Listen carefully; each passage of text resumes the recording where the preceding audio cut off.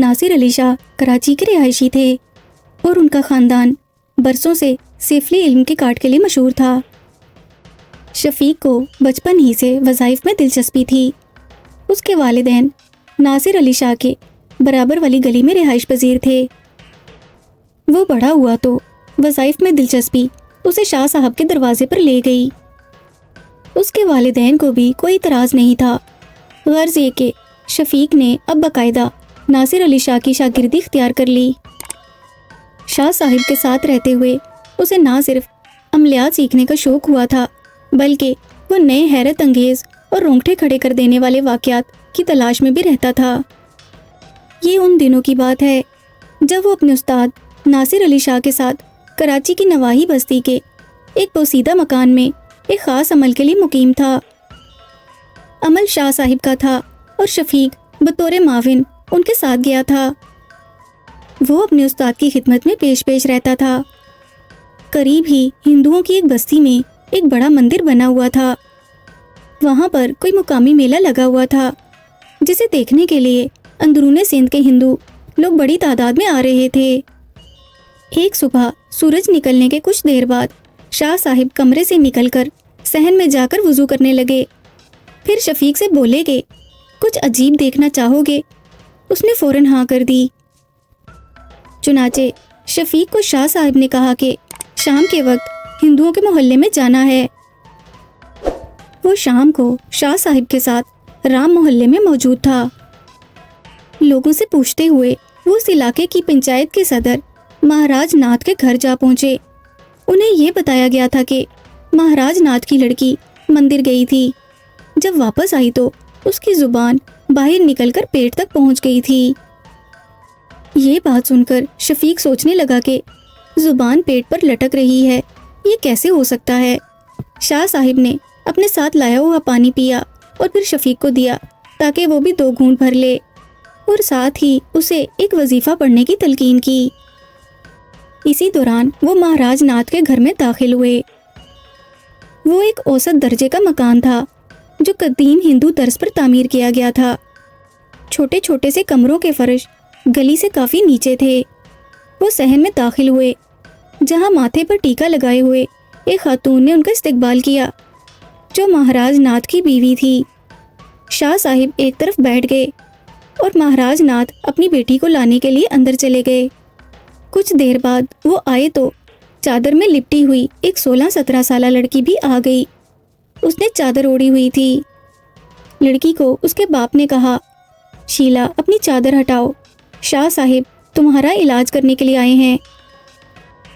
اس نے جب چادر ہٹائی تو اس کی حالت دیکھ کر شفیق کو تو متلی ہونے لگی۔ واقعی لڑکی کی زبان لٹک کر اس کے پیٹ پر آ گئی تھی۔ زبان اوپر سے موٹی اور نیچے آتے ہوئے پتلی ہو گئی تھی اور اس میں رسی کی طرح بل پڑے ہوئے تھے۔ یوں لگ رہا تھا جیسے کوئی عجیب و غریب کیڑا اس کے منہ سے نکل رہا ہو۔ اس کے چہرے پر چیچک جیسے آبلے تھے اور ناخن بڑھ کر ادھر ادھر کو مڑے ہوئے تھے۔ مہاراج ناتھ کہنے لگے کہ شاہ صاحب اس کے ناخن کاٹتے ہیں تو صبح پھر نکل آتے ہیں۔ سچ تو یہ ہے کہ شیلا کوئی چڑیل لگ رہی تھی۔ اتنی بھیانک صورت شفیق نے پہلی دفعہ دیکھی تھی۔ شاہ صاحب نے ہاتھ سے شیلا کی زبان اٹھائی اور اسے غور سے دیکھنے لگے۔ اس کی زبان پر سنسکرت میں کچھ لکھا ہوا تھا۔ شاہ صاحب نے پہلے دم کیا، پھر ایک کاغذ منگوا کر اس پر کچھ لکھ کر لڑکی کو دیا کہ اسے سنبھال کر اپنے پاس رکھے۔ شاہ صاحب کچھ پریشان سے لگ رہے تھے۔ اس کے بعد وہ مہاراج ناتھ اور شفیق کے ساتھ اس بڑے مندر گئے جہاں سے لڑکی کو روگ لگا تھا۔ خستہ حال مندر کے صحن کے اندر میلے میں آنے والے پجاریوں کا استعمال شدہ سامان بکھرا پڑا تھا۔ شاہ صاحب نے کاغذ پر کچھ لکھ لیا اور وہاں سے واپس آ گئے۔ اگلے دن صبح وہ دونوں مہاراج ناتھ کے گھر گئے۔ لڑکی کی بس ذہنی حالت کچھ بہتر تھی۔ شاہ صاحب نے اس پر دم کیا اور مندر کی جانب چل پڑے۔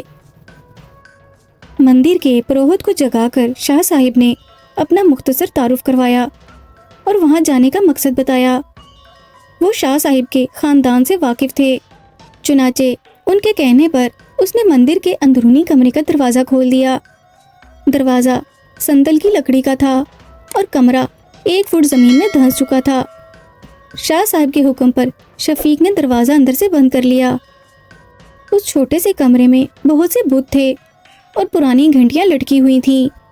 ایک بڑے بت کے نیچے سے دن کی روشنی اندر آ رہی تھی۔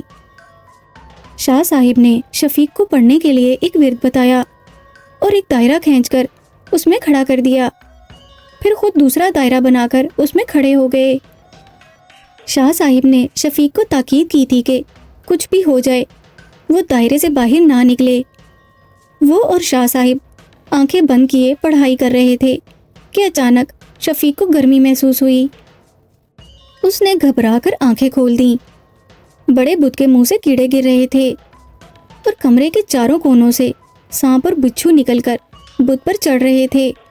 گھنٹیاں بھی خود بخود بجنے لگی تھیں، لیکن شاہ صاحب آنکھیں بند کیے مسلسل ورد کرتے جا رہے تھے۔ اچانک شفیق کو پاؤں تلے کسی گیلی چیز کا احساس ہوا۔ کہیں سے آنے والا گاڑھا خون ان کے دائروں میں داخل ہوتا جا رہا تھا۔ خون جب گھٹنوں تک پہنچ گیا تو مارے خوف کے شفیق بے ہوش ہو گیا۔ تیسرے دن ہوش آیا تو شفیق اس کمرے میں تھا جہاں شروع میں شاہ صاحب کے ساتھ گیا تھا۔ شاہ صاحب بیٹھے کچھ پڑھ کر اس پر پھونک رہے تھے۔ اسے ہوش میں آتے دیکھ کر ان کی جان میں جان آئی۔ شاہ صاحب کہنے لگے، خوش قسمت ہو جو زندہ بچ گئے ہو۔ شاہ صاحب نے شفیق کو بتایا کہ انہوں نے بروقت سہارا دے کر اسے دائرے سے نہیں نکلنے دیا تھا، ورنہ اس کی جان چلی جاتی، اور یہ کہ عامل کو عمل سے روکنے کے لیے اور قابو کرنے کے لیے شیطانی قوتیں جان بوجھ کر خوفناک قسم کا نقلی ماحول پیدا کرتی ہیں۔ دراصل شیلا ناپاکی کی حالت میں مندر گئی تھی۔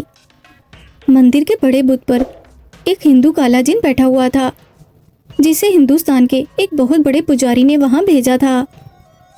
جن نے لڑکی کو اپنے قابو میں کرنا چاہا۔ شیلا کی زبان کا لمبا ہونا اور ناخنوں کا بڑھنا محض جن کی ایک چال تھی تاکہ اس کا باپ اپنی اکلوتی لڑکی کو مندر کے لیے وقف کر دے اور کالا جن اسے اپنی اعلی کار بنا لے۔ اس ہندو کالے جن کو شاہ صاحب نے نوری علم کے ذریعے جلا دیا تھا۔ اسے جلانے کی دیر تھی کہ شیلا کی حالت لمحہ بہ لمحہ بہتر ہونا شروع ہو گئی اور اس کی زبان بھی آہستہ آہستہ اصلی حالت میں آتی گئی۔ شام تک شیلا کا چہرہ بھی بالکل صاف ہو گیا اور وہ بالکل ٹھیک ہو گئی۔ یہ منظر دیکھ کر مہاراج ناتھ نے ناصر علی شاہ صاحب کے ہاتھ پر کلمہ پڑھا اور مسلمان ہو گئے۔ ان کا کلمہ پڑھنے کی دیر تھی کہ پورا محلہ مسلمان ہونے کے لیے آ گیا اور اس محلے کا نام بھی سب نے مل کر ایمان محلہ رکھ لیا۔ محترم ناظرین، اگر آپ کو ہمارا آج کا واقعہ پسند آیا ہو تو کمنٹ کر کے اپنی رائے کا اظہار کیجیے اور اس ویڈیو کو لائک اور شیئر کیجیے، اور اس طرح کے مزید تاریخی واقعات سننے کے لیے ہمارے چینل اشال اسلامک اسٹوریز کو سبسکرائب کیجیے۔